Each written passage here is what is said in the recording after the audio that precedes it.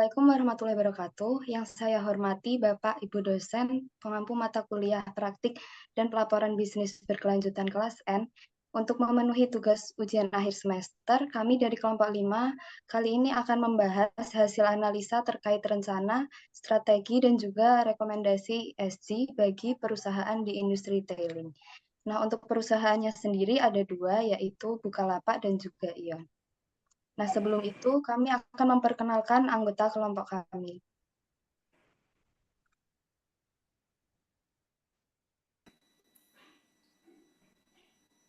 Baik, perkenalkan nama saya Yani Nur Saida dengan NIM akhir 072.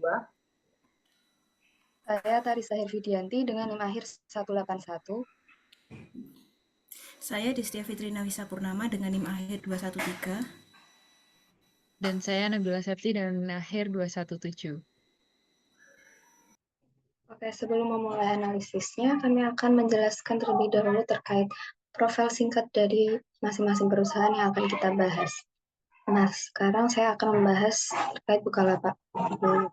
Jadi PT Bukalapak.com Tbk atau biasa disebut dengan Bukalapak ini adalah perusahaan perdagangan elektronik yang sekarang menjadi salah satu platform e-commerce terbesar yang ada di Indonesia.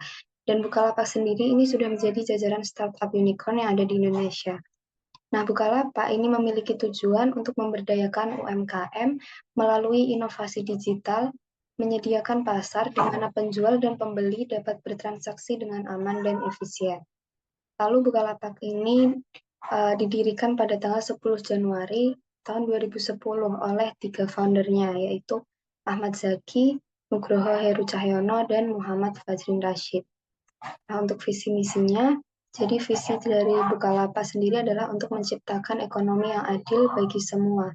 Dan misinya adalah Bukalapak ingin menghadirkan ekonomi berbasis teknologi, di mana siapapun memiliki kesempatan untuk berkembang dengan bantuan inovasi online dan offline dari Bukalapak. Karena setiap orang pantas menggapai hidup yang lebih baik. Oke, ini ada sekilas info mengenai top company yang akan kita bahas, yakni Ion. Nah, sebenarnya teman-teman ini pasti udah tahu ya lah nama Ion ini, karena Ion udah nggak asing di telinga teman-teman. Nah, oke. Ion Co. Ltd. ini adalah sebuah perusahaan retail yang fokusnya ini pada pengembangan bisnis berbasis masyarakat setempat. Perusahaan ini didirikan pada 21 September 1926 di Yokkaichi, Jepang. Ini telah menjadi perusahaan yang berkembang dengan pesat ya, perusahaan retail terbesar di Jepang bahkan di Asia. Nah, Ion ini punya visi menciptakan gaya hidup yang lebih baik bagi setiap orang, dan misinya ini adalah menjadi grup korporat yang mampu menciptakan gaya hidup yang lebih baik bagi setiap orang dengan fokusnya pada nilai-nilai dasar Ion dan kerjasama dengan masyarakat setempat. Nah, ini ada slogan dari Ion sendiri, yaitu Pursuing Peace, Respecting Humans, and Contributing to Local Communities, always with customer as our starting point. Yang pertama kita akan membahas tentang framework ESG dari Ion terlebih dahulu. Nah, jadi Ion itu dalam kegiatan dan tindakan yang diambil dalam kegiatan bisnisnya yang terkait dengan sustainability, Ion itu menetapkan visinya dalam Sustainability Compass namanya. Nah, Sustainability Compass ini dibagi menjadi 3 bagian, yaitu Sustainable Planet, Healthy and Empowered People, dan Heartful Community. Nah, dari 3 bagian ini, Ion itu merumuskan visi sustainability-nya menjadi 3, yaitu yang ada di dalam sini. Nah, visi yang pertama itu adalah gaya hidup yang damai dan tentram untuk sekarang dan masa yang akan datang. Yang kedua adalah gaya hidup di mana setiap orang dapat bahagia dan bersinar dengan caranya sendiri. Yang ketiga yaitu kehidupan yang menyenangkan yang dihubungkan dengan saling mendukung dan terikat oleh sesama manusia. Nah, di Sustainability Compass ini sendiri, Ion juga membaginya menjadi 3 section, yaitu ada inner section, ada main spindle of the compass, dan juga ada outer sectionnya. Nah, kita akan membahas dari yang paling dalam, yang paling dekat dengan visinya, yaitu inner section. Jadi inner section ini berisi dengan tindakan-tindakan spesifik yang dilakukan oleh ion untuk mencapai keberlanjutan. Nah, untuk bagian yang lebih luar, di sini ini adalah area utama dan berisi 14 area kegiatan ion dalam bisnisnya yang terkait dengan keberlanjutan. Nah, untuk outer section yang paling luar ini adalah berisi kebijakan ion berdasarkan bidangnya masing-masing untuk mencapai keberlanjutan. Oke, selanjutnya kita akan membahas kenapa sih ion ini menggunakan strategi tersebut untuk menetapkan framework ESG-nya. Nah, jadi ion itu menetapkan visi sustainability-nya yang 3 tadi, itu karena mengadopsi kata dari living. Jadi ion ingin menciptakan gaya hidup yang berkelanjutan karena perusahaan ini merasa dekat dengan kehidupan sehari-hari pelanggannya. Karena kan mereka melayani jual beli dengan pelanggannya gitu. Jadi mereka merasa dekat dengan kehidupan sehari-hari pelanggan dan mereka merasa bertanggung jawab untuk bekerja bersama pelanggannya untuk membentuk society yang berkelanjutan. Nah, tentunya visi yang mereka buat ini juga harus sesuai dan selaras dengan prinsip sustainability yang dianut oleh ion yang tadi sudah disinggung di awal, yaitu pursuing peace, respecting humanity, dan contributing to local communities. Makanya visinya tadi itu berkaitan dengan ketiga prinsip ini. Oke teman-teman, selanjutnya kita masuk ke pembahasan mengenai ESG Materiality Topics dari ION. Nah, kalau teman-teman bisa lihat berdasarkan gambar ini, ION ini mengidentifikasi beberapa isu material utama dari perspektif dampak terhadap masyarakat, yang ini, dan kaitannya dengan bisnis ION. Nah, isu itu diplot dalam sumbu X yang mewakili relationship with ION business. Nah, dan sumbu Y ini yang mewakili impact dari sosialnya. Nah, isu-isu yang termasuk kuadran atas ini, yang ada di sebelah kanan ini dianggap sebagai isu-isu paling penting, yang paling material gitu bagi ION, karena dampaknya ini sangat signifikan ya teman-teman terhadap masyarakat dan kaitannya itu sangat erat terhadap bisnis ION. Nah, isu-isu itu apa aja sih teman-teman? Nah, teman-teman bisa lihat di bagian ini ada 6 isu yang penting. Yang pertama ini ada decarbonization and climate change, lalu ada sustainability, procurement, biodiversity, lalu ada promotion of resource recycling, reducing plastic and food waste, lalu ada ION hometown forest program, biodiversity, respect human rights, dan collaborating with the community. Nah, sedangkan isu-isu yang dampaknya itu tidak terlalu signifikan seperti kemiskinan, lalu ada ketergantungan, lalu ada pendidikan, kesehatan, diskriminasi, dan lain-lain ini, yang ini teman-teman bisa lihat di sini. Ini itu dampaknya itu lebih rendah ya dari yang tadi, yang ini. Nah, hal ini itu menunjukkan bahwa ION ini telah melakukan penilaian yang materialitas dengan mempertimbangkan perspektif dari pemangku kepentingan eksternal dan internal. Dengan mengidentifikasi isu-isu ini itu, ION dapat memfokuskan upayanya dan sumber dayanya itu pada area-area tersebut untuk memaksimalkan dampak positifnya.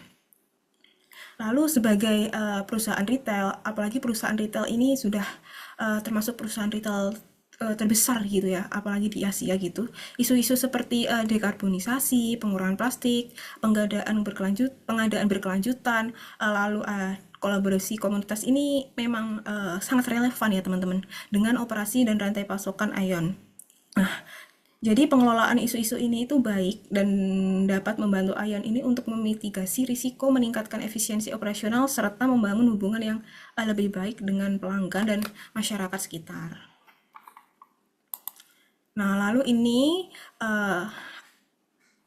yang jadi dari gambar tadi yang materialitasnya paling tinggi ini ada poin-poin pentingnya. Nah, yang pertama ini adalah decarbonization and climate change, di mana ini tuh bertujuan untuk mencapai net zero emisi gas rumah kaca pada 2040 dengan 3 area utama, yakni toko, produk, dan logistik, dan bersama pelanggan. Lalu inisiatif yang dilakukan ini termasuk mengurangi penggunaan energi di toko, memperluas penggunaan energi yang terbarukan,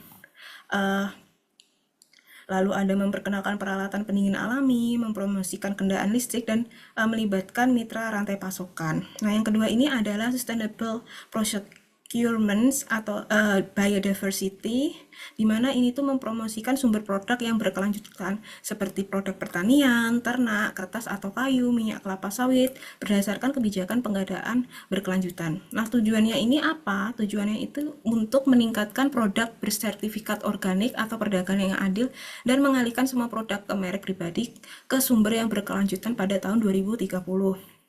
Nah, itu dilakukan dengan melakukan program penanaman pohon melalui program hutan kota Ayon. Lalu yang ketiga nih ada isu tentang promotion of resource recycling, plastic and food waste, di mana ini itu bertujuan untuk mengurangi separuh penggunaan plastik sekali pakai pada tahun 2030 dibandingkan dengan penggunaan pada tahun 2018, di mana kita semua tahu bahwa pada saat ini itu penggunaan plastik itu sudah melebihi udah lebih banyak gitu ya teman-teman. Lalu mereka juga punya target untuk mengalihkan semua produk merek pribadi ke kemasan 3R, yaitu reduce, reuse, dan recycle yang ramah lingkungan pada tahun 2025. Lalu juga mempromosikan model daur ulang plastik dan inisiatif pengumpulan dengan pelanggan dengan menargetkan pengurangan sampah makanan hingga separuhnya pada tahun 2025 dari tingkat tahun 2015 melalui inisiatif toko, keterlibatan pelanggan, dan membangun lingkaran daur ulang makanan. Jadi kalau teman-teman tahu sekarang itu di Ayon itu penggunaan plastiknya itu udah dikurangi dengan menggantinya dengan produk yang bisa didaur ulang gitu. Lalu yang isu selanjutnya ini ada promotion of resource recycling plastic and food waste, di mana ini membantu menjaga hubungan antara alam dan masyarakat lokal. Nah, tujuannya itu untuk meningkatkan kesadaran akan pentingnya melindungi keanekaragaman hayati di kalangan masyarakat lokal dan konsumen dengan fokusnya pada penanaman pohon selama pembukaan gerai baru untuk menekankan hubungan antara kegiatan bisnis perusahaan dengan keanekaragaman hayatinya. Lalu yang selanjutnya ini ada isu respect human rights, di mana tujuannya ini adalah untuk menghormati hak asasi manusia karyawan, mitra bisnis, komunitas lokal dalam kegiatan bisnis. Dan yang terakhir ini adalah isu tentang collaborating with the community, di mana ini itu berkontribusi pada komunitas lokal melalui inisiatif seperti kampanye Setra Kuning, mendukung kantin anak, kerja sukarelawan karyawan, dan lain sebagainya. Ini juga mendukung generasi penerus melalui program seperti Ayon Cheers Club.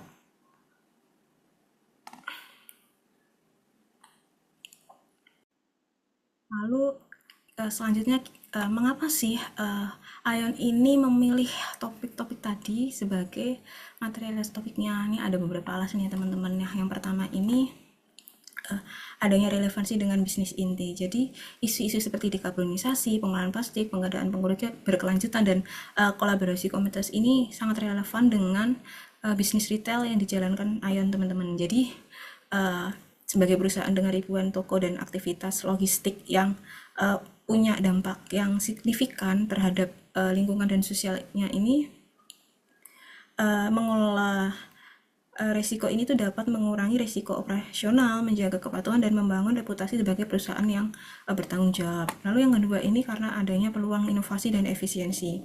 Jadi untuk mengelola isu-isu itu dapat mendorong inovasi dalam produk, operasi, dan model bisnis Ayon. Ini juga dapat meningkatkan efisiensi dengan mengurangi limbah, mengoptimalkan penggunaan sumber daya, dan menghemat biaya jangka panjang. Lalu yang ketiga ini ada ekspektasi dari pemangku kepentingan. Jadi pemangku kepentingan ini seperti konsumen, lalu regulator, investor, dan masyarakat sekitar ini menuntut perusahaan itu untuk semakin bertanggung jawab gitu terhadap dampak lingkungan dan sosialnya.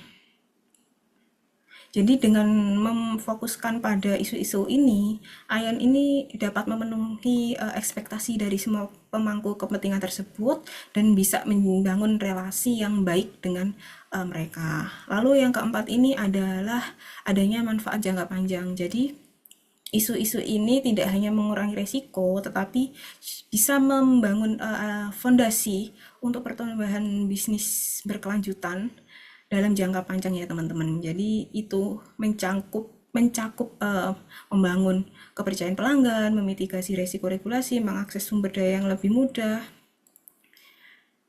dan murah, dan membangun ketahanan dalam menghadapi perubahan iklim dan tantangan sosial lainnya.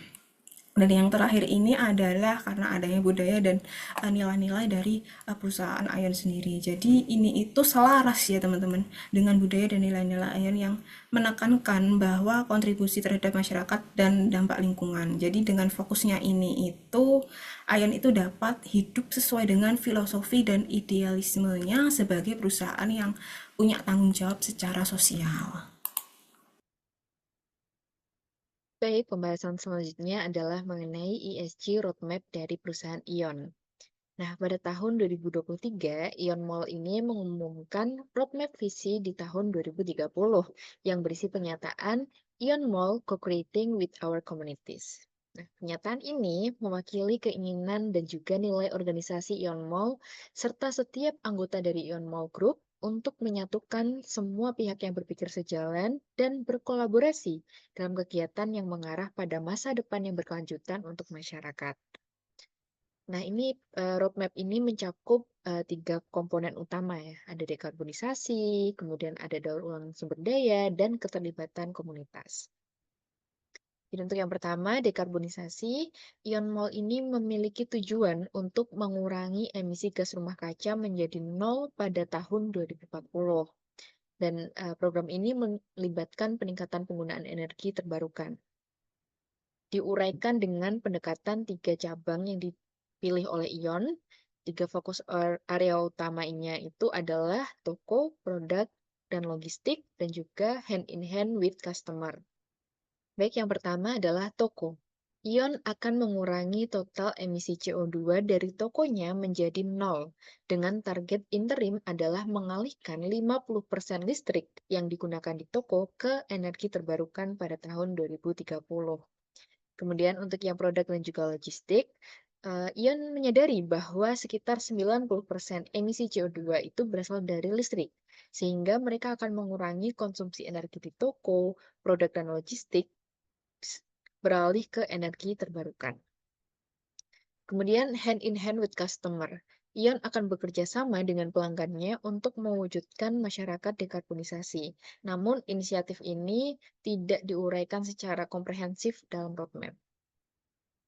Roadmap ini juga mencakup timeline untuk upaya dekarbonisasi perusahaan ION. Pada tahun 2023, ION akan mempromosikan inisiatif ini menuju nol bersih emisi CO2 di setiap perusahaan grup. Kemudian pada tahun 2030, target interim ION adalah untuk mengalihkan 50% listrik yang digunakan di toko ke energi terbarukan, hingga pada akhirnya, intinya pada tahun 2040, ION mencapai nol bersih emisi CO2 di seluruh grup. Oke, topik roadmap selanjutnya yaitu daur ulang sumber daya. Jadi, ION ini berkomitmen untuk mempromosikan daur ulang sumber daya mereka, termasuk mengurangi penggunaan plastik sekali pakai dan meningkatkan penggunaan bahan ramah lingkungan. Nah, gambar ini menggambarkan komitmen ION dalam mengurangi penggunaan plastik sekali pakai melalui berbagai target dan juga benchmark yang ditetapkan dalam strategi sirkulasi sumber daya dan rencana aksi sukarela. Nah, target ini mencakup pengurangan signifikan dalam penggunaan plastik sekali pakai dan peningkatan daur ulang.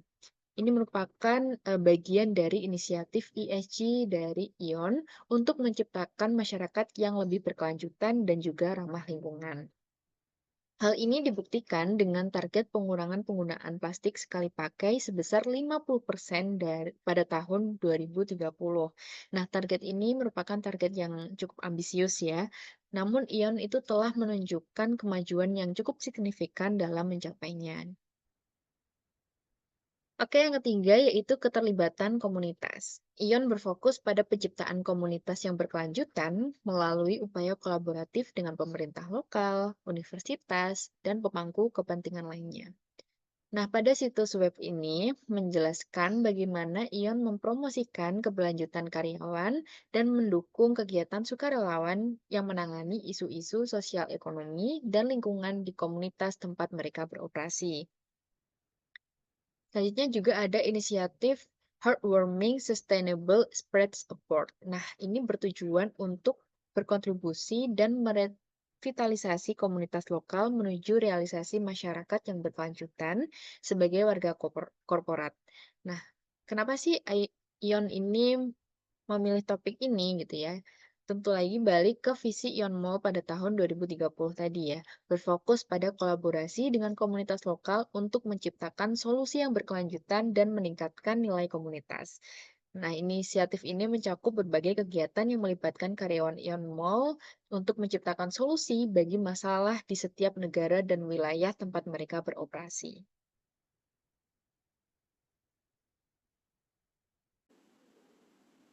Oke, selanjutnya kita masuk ke pembahasan mengenai gap analisisnya, yaitu gap analisis standar dengan standar GRI.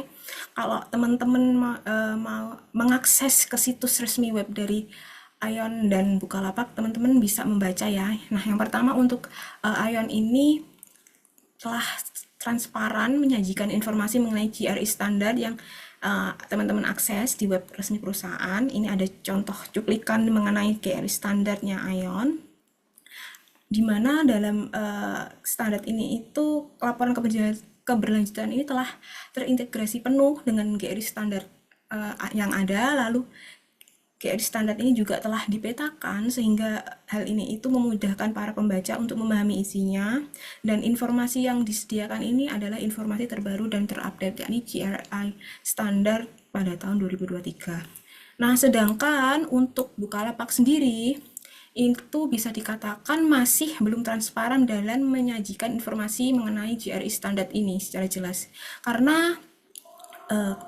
kami mencari informasi mengenai GRN ini belum bisa menemukan ya teman-teman di web resmi perusahaan. Jadi ini itu belum tersedia reportnya. Jadi bisa kita simpulkan bahwa laporan keberlanjutan ini belum terintegrasi secara penuh dengan GRI standar. Juga Bukalapak ini secara eksplisit juga belum mengidentifikasi standar GRI yang digunakan dalam pelaporan keberlanjutan, dan informasinya ini juga sangat amat terbatas. Nah, lalu informasi tadi di dalam standar dalam reportnya ION dan Bukalapak ini kita bisa membandingkan isu-isunya, yaitu environmental performance, social performance, dan governance performance. Nah, yang pertama ini pada ION, di mana ION ini pada environmental performance-nya memiliki target dan inisiatif yang lebih terstruktur gitu teman-teman, terkait isu lingkungan seperti dekarbonisasi, operasi daur ulang plastik, mengelola limbah makanan, dan lain-lain. Nah, sedangkan untuk Bukalapak sendiri ini lebih terfokus pada edukasi dan pelibatan karyawan, penjual, pembeli dalam aktivitas lingkungan, dan belum ada target spesifiknya mengenai isu lingkungan. Nah, lalu ada yang kedua ini mengenai social performance teman-teman. Jadi pada ION ini punya program konkret ya, seperti YOLO Reshapes Campaigns, kolaborasi komunitas, pemberdayaan penyandang disabilitas, dukungan ketenaga kerjaan, dan lain-lain. Nah, sedangkan pada Bukalapak ini tuh lebih menekankan aspek inklusivitas ekonomi dan peningkatan literasi finansial atau digital sebagai kontribusi sosialnya. Ini tuh selaras dengan bisnisnya ya teman-teman, yakni bisnis e-commerce. Lalu yang terakhir ini ada governance performance. Nah, yang pada ION ini tidak menyinggung terlalu banyak aspek governance-nya dalam laporan, meski ada kemungkinan memiliki kebijakan dan sistem GCG yang mapan sebagai perusahaan retail besar. Nah, sedangkan pada Bukalapak ini menyebutkan inisiatif di bidang sumber daya manusia, etika bisnis, dan tanggung jawab sosial. Namun hal ini itu belum terlalu rinci. Nah, selanjutnya ini ada standar dari SESB. Kalau teman-teman lihat di web SESB resmi ya, ini sebenarnya mirip-mirip sih teman-teman, karena juga kedua perusahaan ini itu adalah perusahaan retail. Jadi isunya itu juga mirip. Yang pertama ini juga ada energy management, ini juga di Ion, dan Bukalapak ini ada energy management yang menjadi relevan isu. Yang kedua ini untuk Ion ini ada data security, dan Bukalapak juga ada data security, lalu ada employee engagement, diversity, dan inclusion di Ion, dan di Bukalapak juga ada employee engagement, diversity, dan inclusion, dan lalu ada juga product design dan lifestyle management di Bukalapak maupun di Ion ini. Nah, apa sih yang membedakan teman-teman? Nah, ini yang saya kasih lingkaran merah ini adalah pembedaan dari relevan isu di SESB Ion dan Bukalapak. Di mana di Ion ini adalah labor practices, dan di Bukalapak ini adalah customer privacy ya. Jadi kita tahu ya, Ion itu kan bisnisnya itu udah besar, udah mendunia, dari hampir di seluruh Asia bahkan ya teman-teman. Di Indonesia juga udah tersebar juga. Jadi praktisnya ini adalah tenaga kerja. Jadi mereka itu masih punya banyak isu mengenai tenaga kerjanya, karena mungkin cakupannya ini lebih besar gitu. Sedangkan di Bukalapak ini isunya adalah customer privacy. Jadi kita tahu bahwa Bukalapak ini merupakan e-commerce, jadi marketplace teman-teman. Jadi kita nggak datang langsung ke tokonya gitu. Jadi untuk bisa berbelanja di marketplace ini, teman-teman juga harus memasukkan data privacy teman-teman seperti nama, alamat, nomor telepon, nomor identitas, dan lain-lainnya. Jadi ini itu rawan sekali dengan pencurian data dari customer.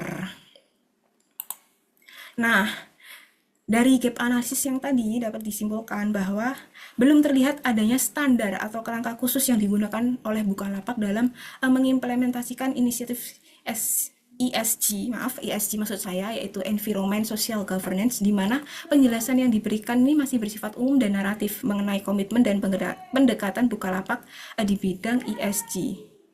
Penjelasan ESG Bukalapak ini tidak menyantumkan adanya metodologi pemetaan materialitas, tetapi hanya pernyataan umum komitmen lingkungan, sosial, dan tata kelola tanpa adanya rincian spesifik mengenai isu-isu prioritas dan target yang ingin dicapai. Nah, sedangkan untuk Ion sendiri itu menggunakan matriks materialitas ESG yang jelas untuk mengidentifikasi dan memprioritaskan isu-isu material utama, di mana Ion menggunakan dua sumbu matriks, yakni dampak terhadap masyarakat dan keterkaitan dengan bisnis Ion, untuk memplotkan isu-isu tersebut. Jadi Ion ini memetakan isu-isu yang paling krusial dan berdampak seperti perubahan iklim, daur ulang plastik, pengadaan berkelanjutan, dan hak asasi manusia. Kemudian Ion juga menetapkan target dan melakukan strategi yang terukur untuk mengelola isu-isu prioritas tersebut. Jadi terdapat ya gap, yakni adalah keberadaan standar dan kerangka kerja yang digunakan Bukalapak dalam mengelola inisiatif ESG dibandingkan dengan Ion. Jadi bisa dikatakan dalam standarnya ini, Ion ini terlihat lebih maju dengan adanya matriks materialitas dan pendekatan yang lebih terstruktur gitu teman-teman. Baik, selanjutnya kita akan membahas SWOT dari ESG strategi dari Ion Mall. Untuk kekuatannya Ion Mall sendiri ini tuh mereka memiliki komitmen yang kuat terhadap CSR, juga sistem promosi CSR yang kuat, serta mereka menjadikan kerangka tanggung jawab sosial ini sebagai kekuatan mereka. Untuk kelemahannya sendiri, mereka ini rentan terhadap tantangan eksternal dan potensi risiko reputasi. Nah, untuk peluangnya sendiri, meningkatnya permintaan konsumen akan praktik yang bertanggung jawab, serta kolaborasi dengan LSM dan mitra masyarakat. Untuk threat-nya atau ancaman dari Ion Mall ini, persaingan pasar yang ketat dan mengubah lanskap peraturan. Selanjutnya kita akan bahas satu-satu poin-poin dari SWOT-nya Ion Mall. Nah, untuk strength-nya sendiri, yang pertama dia memiliki ada komitmen yang kuat terhadap CSR. Di sini filosofi manajemen Ion yang sekaligus menjadi landasan upaya CSR Ion ini berfokus pada menjadi pengembang desain kehidupan yang bekerja dengan komunitas dan menghasilkan cara hidup untuk masa depan. Lalu yang kedua adalah sistem promosi CSR yang kuat. Ion Mall ini telah membentuk sistem promosi CSR yang mencakup Dewan CSR Ion Mall yang mengawasi kemajuan kegiatan CSR dan memastikan keselarasan dalam aspek sosial, lingkungan, dan etika. Komite yang berdedikasi menangani isu-isu spesifik sehingga memungkinkan proses promosi kegiatan CSR yang efektif. Selain itu, strength-nya yang lain ada kerangka tanggung jawab sosial. Di sini kegiatan CSR-nya itu dipandu dengan framework yang ada 5 pilar yang selaras dengan ISO 26000. Nah, untuk weakness-nya sendiri, Ion Mall ini yang pertama ada kerentanan terhadap tantangan eksternal. Nah, kegiatan CSR Ion ini tunduk pada tantangan eksternal seperti perubahan kerangka peraturan, kondisi perekonomian, dan sentimen masyarakat. Nah, beradaptasi dengan tantangan itu bisa menjadi hambatan bagi inisiatif CSR perusahaan. Lalu yang selanjutnya ada potensi risiko reputasi.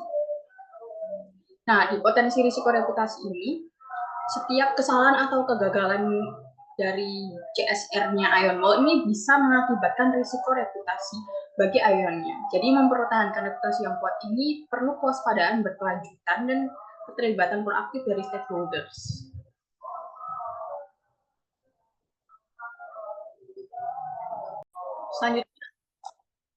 Selanjutnya ada opportunities-nya, terutama meningkatnya permintaan konsumen akan praktik yang bertanggung jawab. Di sini konsumen ini semakin memprioritaskan perusahaan yang menunjukkan komitmen CSR yang kuat. Dan ini bisa dijadikan tren bagi Ion untuk terus berinvestasi untuk dalam praktik yang berkelanjutan dan bertanggung jawab secara sosial. Dan selanjutnya adalah kolaborasi dengan LSM dan mitra masyarakat. Dengan bermitra dengan LSM dan organisasi masyarakat dapat memperluas jangkauan dan dampaknya dalam mengatasi tantangan sosial dan lingkungan. Nah, ini bisa menjadi solusi inovatif dan meningkatkan kualitas efektivitas inisiatif dari CSR. Nah, untuk threat-nya atau ancamannya sendiri, yang pertama ada persaingan pasar yang ketat. Nah, ini bisa menimbulkan tantangan terhadap diferensiasi dan reputasi CSR dan reputasi Ion. Nah, pemantauan berkelanjutan dan peningkatan upaya CSR diperlukan untuk tetap menjadi yang terdepan dalam pasar yang kompetitif. Lalu mengubah lanskap peraturan. Di sini berkembangnya peraturan terkait kelestarian lingkungan, praktik ketenaga kerjaan, dan standar etika dapat berdampak pada strategi CSR-nya Ion Mall. Nah, kita harus sisi Ion Mall ini harus bisa beradaptasi terhadap perubahan-perubahan ini sambil menjaga kepatuhan, memerlukan penilaian berkelanjutan dan tindakan proaktif. Nah, komitmen Ion ini terhadap praktik yang bertanggung jawab dan keterlibatan dengan para stakeholder-nya memposisikannya dengan baik untuk terus memberikan dampak positif bagi masyarakat.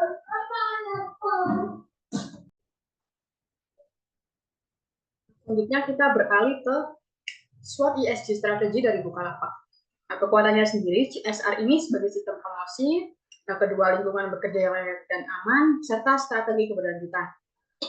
Untuk opportunities-nya atau peluangnya ini memberdayakan UMKM, mengintegrasikan prinsip-prinsip keberlanjutan ke dalam struktur operasi bisnis dan inovasi dan pertumbuhan dalam kerangka kerja operasional. Selain itu, untuk kelemahannya, aktivitas inovatif dan pengembangan teknologi, alokasi sumber daya, perkembangan standar, dan mengelola prioritas dan ekspektasi dari berbagai pemangku kepentingan.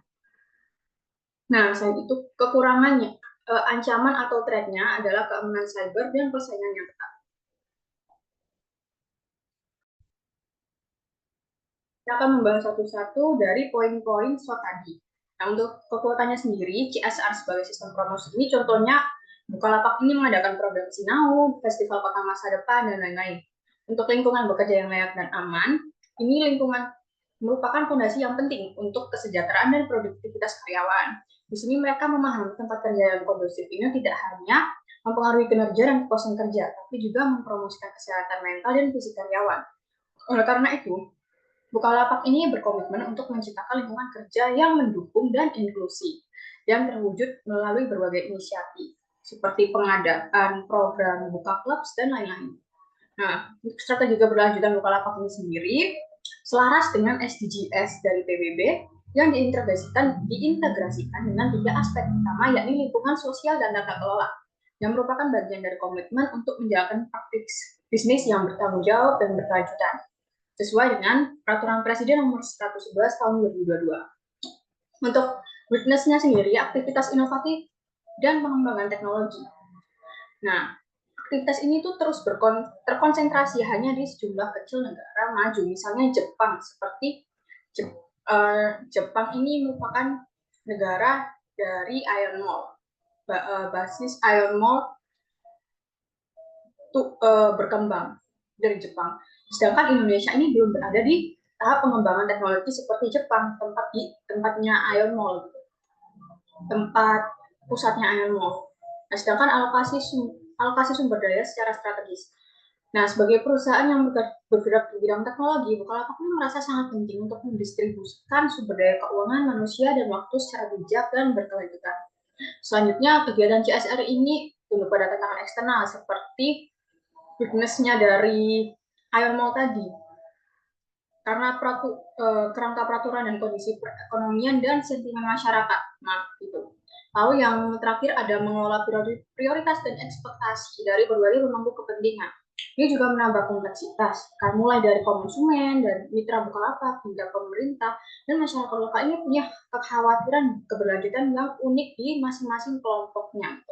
Jadi Bukalapak ini harus menyelaraskan perspektif yang berbeda ini dengan strategi pelibatan yang sesuai dan berkelanjutan.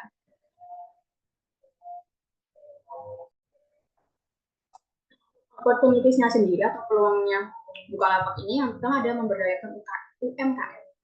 Nah, aspek sosial dari strategi ESG Bukalapak ini berkisar pada peningkatan kesejahteraan ekonomi masyarakat secara berkelanjutan dengan penekanan pada pemberdayaan usaha khususnya UMKM dengan memanfaatkan teknologi dan menjalin keterhubungan dengan ekonomi sirkular. Nah, bagi Bukalapak ini membantu UMKM agar bisa memanfaatkan teknologi digital akan membuat usaha mereka berkembang lebih besar, mempertajam daya saing dan meningkatkan kemampuan dalam menghadapi tantangan. Selanjutnya, mengintegrasikan prinsip-prinsip keberlanjutan ke dalam struktur operasi bisnis Bukalapak. Nah, mereka tidak hanya bertujuan untuk mengimbangi permintaan pasar yang terus bertumbuh dan berubah, tetapi juga dapat berpeluang untuk mengatasi tantangan sosial dan lingkungan yang kritis. Selanjutnya ada inovasi dan pertumbuhan dalam kerangka kerja operasional. Komitmen Bukalapak ini terhadap keberlanjutan dan memberikan peluang untuk inovasi dan pertumbuhan dalam kerangka kerja operasionalnya ini dalam proses mendistribusikan sumber daya keuangan manusia dan waktu secara bijak. Ini bisa menjadi peluang bagi Bukalapak. Tentunya threat-nya atau ancamannya, pertama ada ancaman keamanan cyber yang terus meningkat. Bukalapak ini memastikan keamanan pelanggan terutama dalam data rahasia dan privasi data pelanggan untuk melindungi platformnya dari ancaman keamanan cyber yang terus meningkat. Bukalapak telah melakukan beberapa inisiatif keamanan untuk menjaga sistem informasi yang fokusnya terbagi dalam 3 area utama, yakni data at rest, data in transit, dan data in use. Nah, selanjutnya ada persaingan pasar yang ketat. Inisiatif CSR bersaing dapat menimbulkan tantangan terhadap diferensiasi dan reputasi dari Bukalapak ini, sama seperti ancamannya dari Ion Mall tadi. Jadi diperlukan upaya untuk tetap menjadi yang terdepan dalam pasar yang kompetitif. Dari SWOT kedua perusahaan itu, Ion Mall dan Bukalapak, kita menghasilkan gap analisis strateginya. Yang pertama dari segi environmental atau lingkungannya. Komitmen Ion Mall ini dalam sustainability menjadi kekuatan bagi Ion karena Ion lebih memiliki komitmen jangka panjang dan luas, misalnya seperti penerbitan green bonds dan lebih konsisten terhadap pengelolaan limbah. Sedangkan Bukalapak ini melakukan campaign dan praktis. Jadi jika dilihat dari aksi dari antara kedua perusahaan ini, bisa dilihat Ion Mall ini lebih kuat komitmennya dan lebih jangka panjang dan luas. Sedangkan untuk dari sisi sosialnya, Ion dan Bukalapak ini sama-sama melakukan kolaborasi dengan masyarakat. Ion lebih mengadakan kolaborasi dengan LSM secara lebih luas dan masyarakat, sedangkan Bukalapak ini mengadakan kerjasama dengan UMKM di Indonesia. Jadi karena sesuai dengan fokus Bukalapak tadi, dia ingin terlibat di ekonomi sirkular. Nah, aktivitas teknologi menjadi kekuatan bagi ION. Namun, aktivitas teknologi menjadi kelemahan bagi Bukalapak yang berbasis di negara berkembang di Indonesia. Sedangkan ION ini berbasis di Jepang, yang notabene teknologinya lebih maju dan sudah bisa menjadi kekuatan gitu teknologinya. Nah, untuk dari segi tata kelolanya, ION Mall ini telah memiliki Dewan CSR yang mengawasi kemajuan kegiatan CSR-nya ION Mall dan memastikan keselarasan dengan aspek sosial, lingkungan, dan etika. Komite tersebut berdedikasi menangani isu-isu spesifik, sedangkan Bukalapak ini tidak memiliki atau tidak membentuk dewan atau komite tersendirinya untuk CSR. Oke, selanjutnya kita akan menganalisis topik ESG dari kedua perusahaan tadi. Nah, sebelumnya kan sudah disinggung kalau topik-topik material dari ION sendiri itu tercantum pada materiality matrix-nya. Nah, di sini ada dua topik yang paling berdampak pada society maupun hubungannya dengan bisnis ION. Yang pertama ini adalah topiknya berkaitan dengan keberlanjutan lingkungan, yaitu seperti climate change, resource depletion and waste, food waste, dan juga biodiversity. Nah, tapi yang kedua itu terkait kesejahteraan manusia, keadilan sosial, dan pembangunan berkelanjutan seperti health, hygiene, product safety and disaster prevention, urban development, aging society, people with poor access to shopping, dan human rights. Nah, berdasarkan topik material ini dan sustainability compass yang sudah dibuat di awal tadi, ION kemudian merumuskan key area yang terdiri dari 6 area ini. Yang pertama ada decarbonization and climate change. Yang kedua ada promotion of resource recycling. Yang ketiga ada respect human rights. Lalu ada collaborating with the community. Ada ION Hometown Forest Program dan sustainable procurement yang terkait dengan biodiversity. Lalu untuk Bukalapak sendiri, mereka itu belum membuat materiality matrix dalam laporannya, tetapi dalam laporan keberlanjutannya, Bukalapak itu memiliki 4 inisiatif keberlanjutan sebagai berikut ini. Yang pertama ada menciptakan ekonomi yang adil bagi semua. Nah, untuk mencapai ini, Bukalapak melakukan beberapa program yang dilakukan. Nah, yang pertama, untuk mendorong ekonomi yang lebih merata, Bukalapak sendiri mempromosikan akses digital dan memberdayakan UMKM. Lalu untuk mempercepat perluasan jaringan pelanggan dan mitranya, Bukalapak bertransisi dari pasar tradisional menjadi platform all-commerce dengan memanfaatkan pasar dan platform O2O. Lalu yang kedua ini adalah mendorong pelestarian lingkungan. Jadi Bukalapak sendiri itu menerapkan ekonomi sirkular untuk mencapai ini. Jadi apa sih ekonomi sirkular itu? Jadi ekonomi sirkular adalah pendekatan ekonomi yang mengoptimalkan penggunaan sumber daya dengan cara mendesain, menggunakan, dan mendaur ulang produk secara efisien. Lalu selain itu mereka juga melakukan program-program berkelanjutan lainnya dengan berkolaborasi bersama mitranya. Yang ketiga ada pengembangan SDM. Jadi Bukalapak itu menganggap sumber daya manusia sebagai aset perseroan yang paling berharga, sehingga mereka berusaha menerapkan praktik ketenagakerjaannya yang terbaik, seperti memastikan kesetaraan, memberikan kesempatan yang sama, dan juga melindungi hak-hak karyawannya. Nah, selain itu, Bukalapak juga mengadakan berbagai program pelatihan dan pembelajaran bagi karyawannya. Tujuannya ini tidak hanya untuk sekedar meningkatkan keterampilan dan kompetensi karyawan, tetapi juga untuk membangun komunitas yang termotivasi dan saling terlibat, sehingga nanti diharapkan tercipta lingkungan kerja yang dinamis dan kondusif. Lalu yang terakhir adalah meningkatkan kesejahteraan masyarakat. Nah, Bukalapak ini membuat program Mitra Bukalapak agar masyarakat bisa terlibat aktif sebagai pelaku UMKM. Lalu untuk meningkatkan kualitas SDM, Bukalapak juga menyelenggarakan pelatihan dan memberikan beasiswa. Selain itu, Bukalapak juga merintis kesetaraan melalui pemberian peluang yang merata dengan mempromosikan keberagaman dan memberdayakan perempuan dalam ekonomi bisnisnya. Lalu Bukalapak juga aktif dalam memetakan dan melaksanakan program-program tanggung jawab sosial perusahaan atau TJSL dengan mencapai 17 SDGs di Indonesia. Oke, selanjutnya kita akan menganalisis gap dari topik ESG di kedua perusahaan tadi. Nah, di bidang environment, tadi bisa disimpulkan kalau ION itu memiliki inisiatif lingkungan yang lebih terstruktur dan luas. Sedangkan Bukalapak itu masih memiliki peluang untuk memperkuat upaya keberlanjutannya dalam operasi logistik dan kemasan. Nah, untuk bidang sosial, kedua perusahaan tadi itu memiliki fokus yang kuat tetapi berbeda fokusnya. Kalau Bukalapak itu lebih unggul dalam pemberdayaan UMKM, ION itu lebih berfokus pada pengembangan komunitas dan kesejahteraan karyawannya. Lalu untuk bidang governance, ION memiliki tata kelola yang lebih mapan dibandingkan dengan Bukalapak. Nah, karena itu Bukalapak dapat belajar dari praktik tata kelola ION untuk memperkuat struktur dan proses tata kelolanya. Nah, kesimpulan dari analisis tersebut, jadi Bukalapak dan ION itu memiliki fokus ESG yang berbeda. Kalau Bukalapak itu menunjukkan keunggulannya dalam pemberdayaan UMKM dan pendidikan, kalau ION itu memiliki pendekatan yang lebih matang dan komprehensif dalam pengelolaan lingkungan dan struktur tata kelolanya. Nah, Bukalapak dapat meningkatkan keunggulan tata kelola ESG-nya dengan mengadopsi beberapa praktik unggul yang telah dilakukan oleh ION. Baik, selanjutnya adalah membahas pertanyaan nomor 3. Salah satunya adalah kami diminta untuk membuat ESG framework untuk Bukalapak. Jadi untuk yang pertama dari environment dulu, ini kami mengusulkan program mengenai pengelolaan limbah elektronik.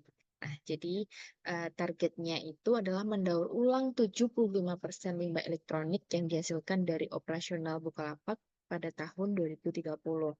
Alasannya kenapa? Karena limbah elektronik ini mengandung bahan yang cukup berbahaya gitu ya, yang dapat mencemari lingkungan jika tidak dikelola dengan baik. Nah, daur ulang limbah elektronik ini juga dapat mengurangi dampak negatif terhadap lingkungan dan juga kesehatan. Dampak yang dihasilkan dari program ini nantinya adalah mengurangi pencemaran lingkungan, mendorong ekonomi sirkuler, dan menjadi pelopor dalam pengelolaan limbah elektronik di industri e-commerce. Selanjutnya yaitu mengenai inisiatif pengurangan emisi karbon. Jadi ditargetkan untuk menurunkan emisi karbon operasional Bukalapak sebesar 30% pada tahun 2030 dibandingkan dengan baseline di 2025. Alasannya karena perubahan iklim ini merupakan isu yang prioritas gitu ya secara global yang membutuhkan komitmen dari seluruh pemangku kepentingan termasuk perusahaan. Dengan pengurangan emisi karbon ini juga dapat berkontribusi pada upaya mitigasi dampak perubahan iklim. Dampak yang diharapkan yaitu dapat menurunkan jejak karbon Bukalapak, meningkatkan efisiensi energi, dan mendorong inovasi teknologi rendah karbon. Sehingga nantinya dapat menjadi contoh nih bagi pelaku usaha lain dalam berkontribusi mengatasi perubahan iklim. Kemudian yang ketiga yaitu penilaian keberlanjutan pemasok. Nah, targetnya ini menilai 100% dari pemasok utama Bukalapak pada tahun 2026 yang nantinya diharapkan dapat mengurangi dampak lingkungan dari rantai pasokan, meningkatkan efisiensi reputasi rantai pasokan, dan mendorong pemasok yang mengadopsi praktik yang lebih berkelanjutan.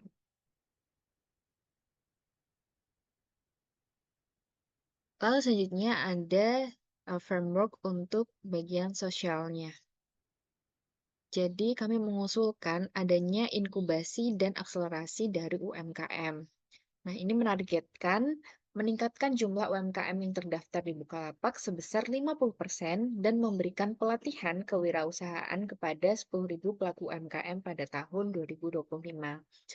Dengan alasan bahwa kami menyadari UMKM ini merupakan tulang punggung perekonomian Indonesia yang membutuhkan dukungan untuk berkembang. Dengan pemberdayaan UMKM dapat menciptakan lapangan pekerjaan, mengurangi kemiskinan, dan mendorong pertumbuhan ekonomi yang inklusif. Sehingga kami berharap ada dampak yang ditimbulkan yaitu meningkatkan daya saing UMKM, menciptakan lapangan kerja baru, dan mendorong pertumbuhan ekonomi yang inklusif, sehingga Bukalapak ini juga dapat menjadi pelopor dalam pemberdayaan UMKM di industri e-commerce. Kemudian kemitraan dengan institusi pendidikan. Jadi inisiatif ini bekerja sama dengan universitas dan sekolah kejuruan untuk menciptakan program magang dan juga proyek kolaboratif yang melibatkan mahasiswa dalam membantu UMKM. Dengan target melibatkan 500 mahasiswa dalam program magang dan proyek kolaboratif setiap tahunnya. Dengan alasan mahasiswa ini dapat memberikan perspektif yang baru dan juga keterampilan yang relevan untuk membantu UMKM mengatasi tantangan bisnis mereka. Dengan dampak, yang pertama ada dampak ekonomi, UMKM dapat mendapatkan bantuan tambahan yang dapat meningkatkan efisiensi dan juga inovasi. Selain itu, memberikan pengalaman praktis kepada mahasiswa dan memperkuat hubungan antara dunia pendidikan dan juga industri. Kemudian, nantinya Bukalapak dikenal sebagai perusahaan yang mendukung pendidikan dan pengembangan keterampilan pada generasi muda. Selanjutnya adalah program pemberian pinjaman mikro. Dengan targetnya menyalurkan pinjaman mikro sebesar 500 miliar rupiah kepada UMKM melalui program mikro Bukalapak hingga tahun 2026. Tujuannya ini meningkatkan pendapatan UMKM yang terdaftar di Bukalapak sebesar 20% setiap tahun hingga 2026. Selain itu, dampak ekonominya juga dapat mengakses modal membantu UMKM untuk tumbuh dan berkembang, berkontribusi pada pertumbuhan ekonomi lokal dan juga nasional. Selain itu, untuk dampak sosialnya meningkatkan pendapatan UMKM dan juga kesejahteraan komunitas sekitar. Nah, dengan menerapkan program-program yang kami jelaskan tadi, Bukalapak itu dapat memperkuat kerangka kerja ESG di bidang sosial mereka dengan meningkatkan dampak positif terhadap masyarakat dan berkontribusi pada pencapaian tujuan pembangunan berkelanjutan. Nah, hal ini juga dapat meningkatkan reputasi Bukalapak sebagai perusahaan yang bertanggung jawab secara sosial dan mendorong pertumbuhan ekonomi yang inklusif.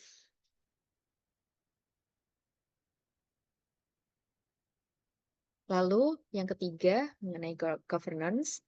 Jadi kami mengusulkan ada program yang namanya transparansi.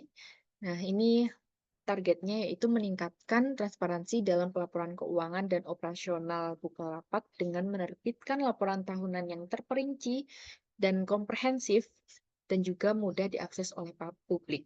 Dengan dampak yang diharapkan itu dapat meningkatkan kepercayaan dari investor dan juga pemangku kepentingan lainnya, mengurangi risiko reputasi dan peningkatan citra perusahaan di mata publik. Kemudian ada sinergi berkelanjutan dengan target membentuk komite ESG yang terdiri dari anggota internal dari Bukalapak dan juga pemangku kepentingan eksternal untuk mengawasi dan mengimplementasikan kebijakan ESG dari Bukalapak itu sendiri. Dampaknya yaitu bisa memastikan bahwa keputusan strategis dari mendukung keberlanjutan jangka panjang yang dapat meningkatkan kinerja finansial nantinya, dan juga memastikan bahwa kebijakan ESG ini relevan dan juga efektif bagi Bukalapak dan mendukung kesejahteraan masyarakat dan juga lingkungan. Itu tadi merupakan ESG framework untuk Bukalapak dari kelompok 5. Untuk selanjutnya akan dijelaskan oleh teman saya.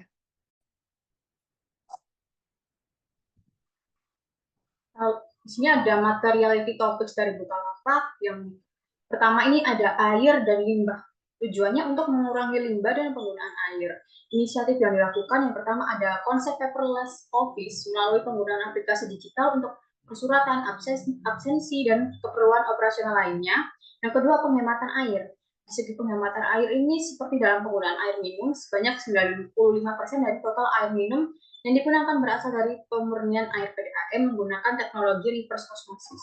Sedang Bukalapak ini limbahnya mereka menjelaskan bahwa kebanyakan hanya dari kertas, sehingga mereka menerapkan konsep paperless office untuk pengurangan limbah mereka. Selanjutnya adalah pengelolaan energi dan emisi, tujuannya mengurangi penggunaan energi dan emisi. Inisiatifnya untuk penghematan energi. Bukalapak menerapkan kebijakan mematikan lampu dan piranti elektronik yang tidak digunakan, penggantian lampu konvensional dengan lampu hemat energi LED, peningkatan panel kaca di perkantoran untuk optimalisasi sinar matahari sebagai sumber cahaya di siang hari, fasilitas bagi pesepeda, pengaturan jam operasional kantor untuk mengurangi konsumsi listrik, dan pengurangan penggunaan kendaraan operasional. Yang kedua, untuk segi efisiensi BBM-nya, mereka mengadopsi kebijakan pengurangan perjalanan dinas, pemeliharaan rutin kendaraan operasional, dan pembatasan usia pakai kendaraan operasional hingga 2 tahun. Penurunan penggunaan bahan bakar minyak terjadi karena adanya dorongan untuk lebih memprioritaskan penggunaan transportasi umum atau massal daripada kendaraan pribadi serta penggunaan layanan shuttle. Untuk materiality topics dari Bukalapak ini yang merupakan perusahaan Indonesia, yang pertama ada keanekaragaman hayati atau biodiversity. Nah, inisiatif yang dilakukannya adalah kegiatan operasional maupun wilayah operasional perseroan ini tidak memiliki dampak langsung terhadap keanekaragaman hayati. Meskipun begitu, Bukalapak ini berkomitmen untuk menjalankan operasionalnya dengan meminimalkan dampak terhadap lingkungan sekitar dan mendukung kegiatan yang melindungi lingkungan hidup dan konservasi sumber daya alam. Selanjutnya, kesempatan kerja yang setara.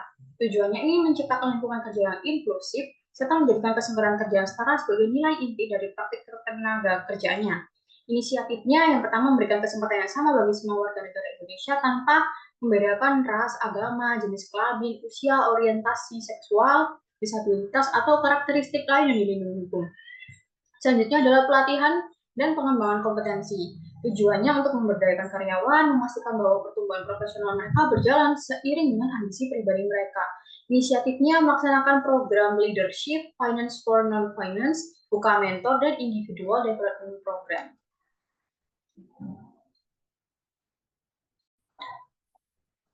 Materiality topics Bukalapak selanjutnya adalah perlindungan data pengguna.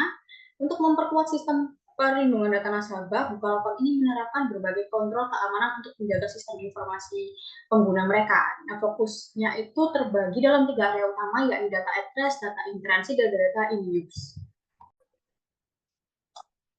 Dari hasil analisis ESG kedua perusahaan, yakni Ion Mall dan Bukalapak, didapat kesimpulan yang pertama dari segi tujuan ESG-nya.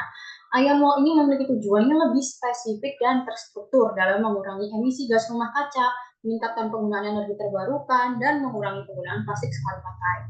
Sedangkan Bukalapak ini tidak memiliki tujuan yang spesifik atau belum memiliki tujuan yang spesifik dalam hal ini, namun lebih fokus pada edukasi dan pelibatan karyawan, dan juga seperti edukasi masyarakat sekitar dan UMKM, seperti program Bukalapak Kebanyakan, program CSR-nya, penjual dan pembeli dalam aktivitas lingkungannya.